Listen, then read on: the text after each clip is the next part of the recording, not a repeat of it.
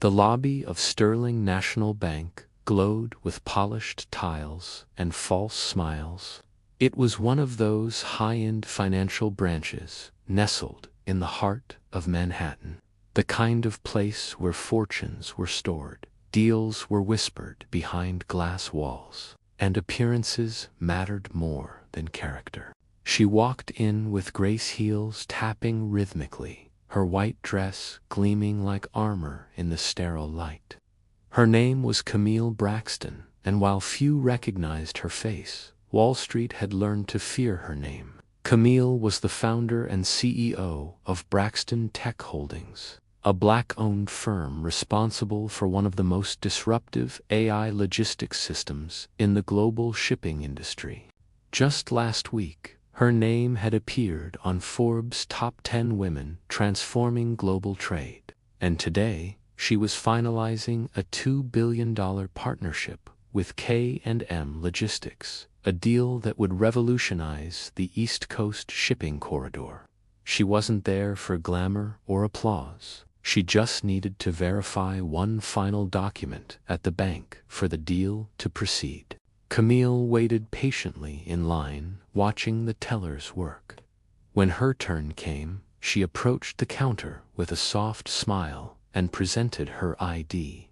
The teller barely glanced at her. Blonde bob, navy blazer, bright lipstick, and an impatient snarl curled beneath her words. "Can I help you?" the woman asked, eyes darting down to Camille's plain ID card. "Yes," Camille said calmly. "I'm here to verify wire transfer documentation under Braxton Tech Holdings. It's a scheduled clearance." The teller squinted at the card again, her brow furrowed.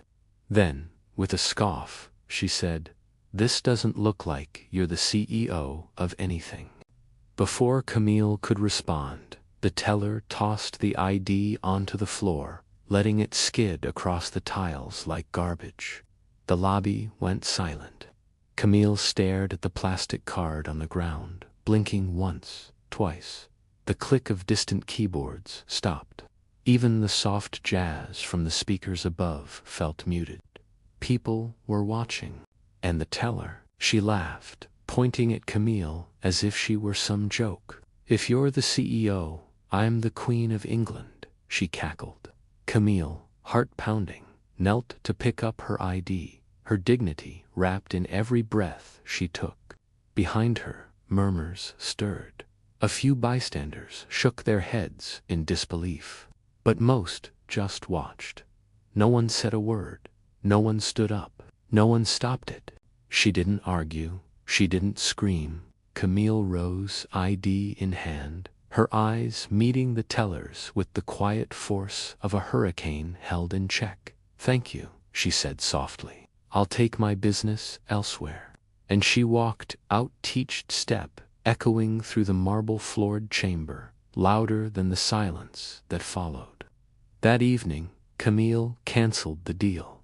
K&M Logistics, stunned by her decision, sent a flood of urgent calls and emails.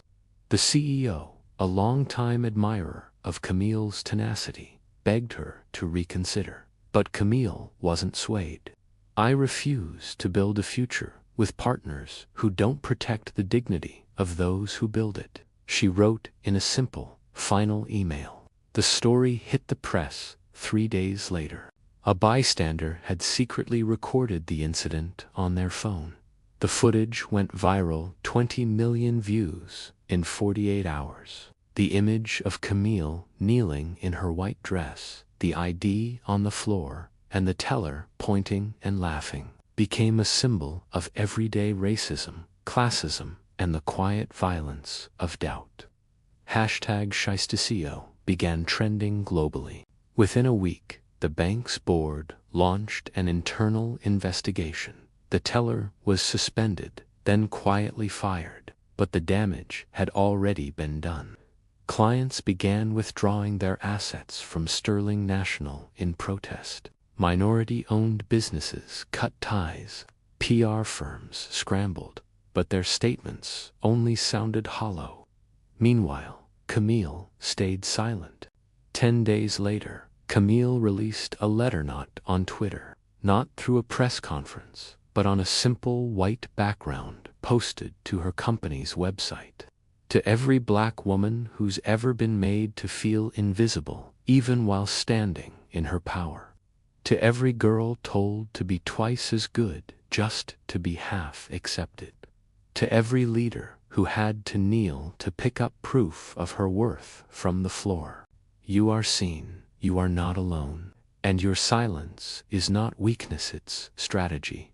We are not just building businesses. We are building legacy with or without their permission. Camille Braxton, The Post, garnered over 9 million shares in a week. Suddenly, Camille wasn't just a CEO. She was a symbol of quiet strength, of choosing dignity over applause, of walking away when the room doesn't deserve your presence.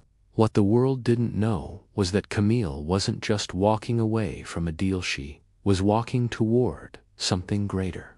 She used the incident to launch the Braxton Fund, a $150 million investment arm solely focused on women-led, minority-owned tech firms. Applications flooded in. Mentorship programs were rolled out.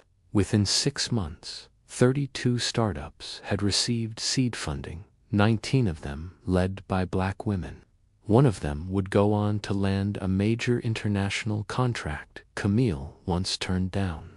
In every office of Braxton Tech, framed on the wall, was a still image from that viral video. Camille kneeling, head down, heels firmly planted. But beneath it wasn't a caption of shame. It read, "When they throw your name on the floor, pick it up then, build a throne." The $2 billion deal never came back. But what Camille built instead wasn't just more valuable, it was priceless. She didn't shout, she didn't rage, she didn't beg. She let silence speak, and it roared louder than anyone could have expected.